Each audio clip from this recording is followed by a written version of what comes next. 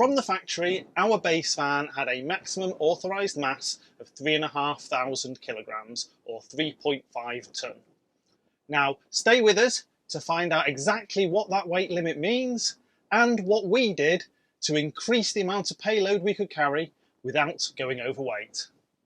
Don't forget to check out our other videos on everything campervan and motorhome related, from solar to water, heating to gadgets, tyres to trips. If you like this video, please do hit the thumbs up. It really does help me to know what you like, and you can ask any questions or give feedback in the comments. If you want to make sure you don't miss any of our future videos, please hit the subscribe button, and clicking the bell will give you a notification when a new video goes live. Finally, if you do decide to hit the thumbs down, it would be great if you could also leave a comment so I'd know what you didn't like. Before we look at the specific weights of our van, let's have a look at all the different quoted weights and what they actually mean.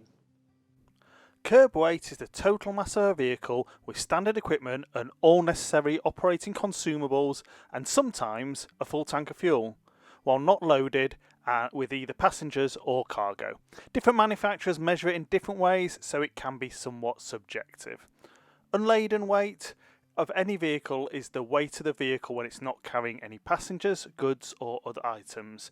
It includes the body and all parts normally used with the vehicle or trailer when it's used on a road, but it doesn't include fuel or batteries in an electric vehicle.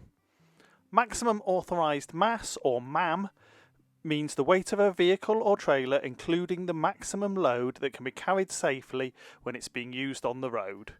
This is also known as the gross vehicle weight, GVW, or permissible maximum weight.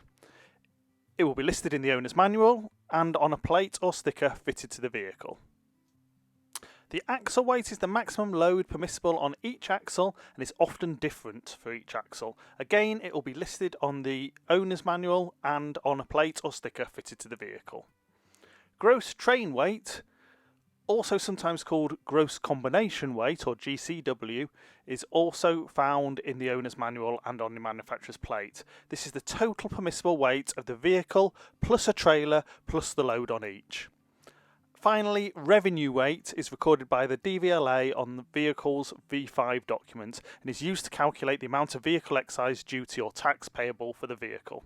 It has a very complicated explanation, but essentially it's the weight which the vehicle itself is designed or adapted not to exceed when in normal use and travelling on a road, including occupants and load. Let's take a look at the important weights for our van, which is an Iveco Daily 35S12. Here we can see that the maximum authorised mass is 3,500 kilograms and the gross train weight is 6,300 kilograms. The front axle, axle 1, is 1,650 kilograms max, and the second axle, the rear axle, is 2,240 kilograms max. These are the important weights when it comes to being legal. On the V5C, we can see that the revenue weight is 3,500 kilograms. So were we to get caught driving our van on a public road with a total weight over 3,500 kilograms, we would be liable to prosecution. This may involve some pretty large fines, but also if you are involved in an accident and found to be overweight, the penalty could be far worse. You're also likely to find that your insurance cover would be invalid.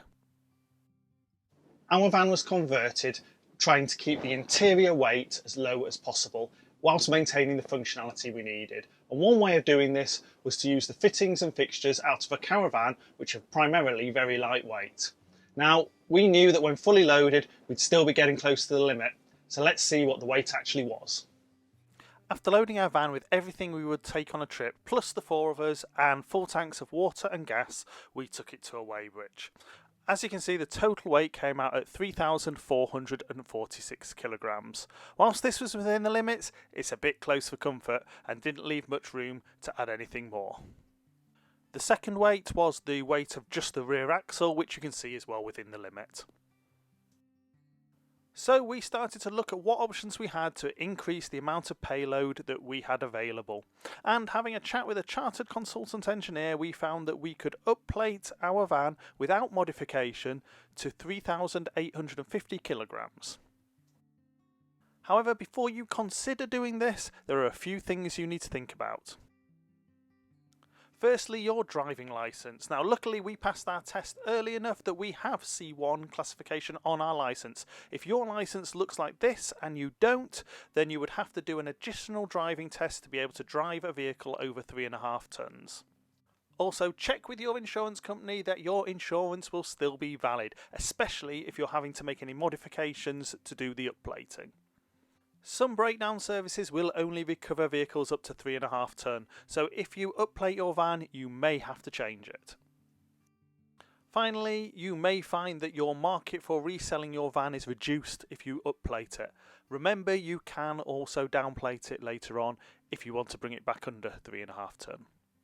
We were fine with all of the above, so we provided all the information to the engineering consultant and paid a fee of just under £150.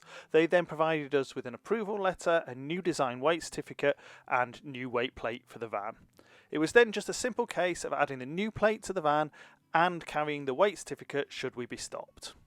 We were told it wasn't essential to update the revenue weight. However, as it would reduce the tax payable each year, we might as well. So it was just a case of updating the V5 and sending it off to the DVLA with copies of the supporting documents, and a couple of weeks later we received a refund of our tax for the current period and a new V5 showing the revised revenue weight. So we're now really comfortable that we have plenty of payload to play with. Unfortunately, the consultant we used is now no longer trading, but should you be looking to do similar, SV Tech have been recommended by others. Thanks for watching our video, and as always, if you have any questions or feedback, please pop them in the comments below. If you find the video useful, please like, share and consider subscribing.